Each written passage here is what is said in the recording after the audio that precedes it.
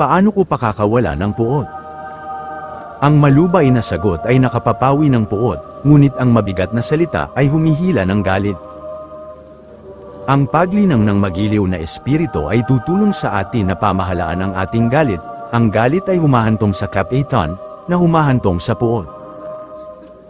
Kanyang ipinakilala sa iyo, o tao, kung ano ang mabuti, at ano ang hinihingi ng Panginoon sa iyo, kundi gumawa na may kaganapan, at ibigin ang kawan, at lumakad na may kababaan na kasama ng iyong Diyos.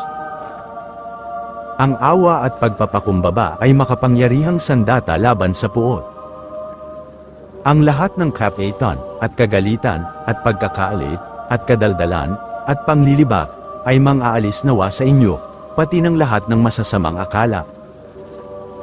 At magmagandang loob kayo sa isa't isa, mga mahabagin, na mangagpatawaran kayo sa isa't isa, gaya naman ng pagpapatawad sa inyo ng Diyos kay Kristo. Kung mas pinagsisikapan nating maging magiliw, mas magiging madali ang pagpapatawad sa iba, mahirap ipagpatuloy ang pagkapuot sa taong napagpasyahan nating patawarin.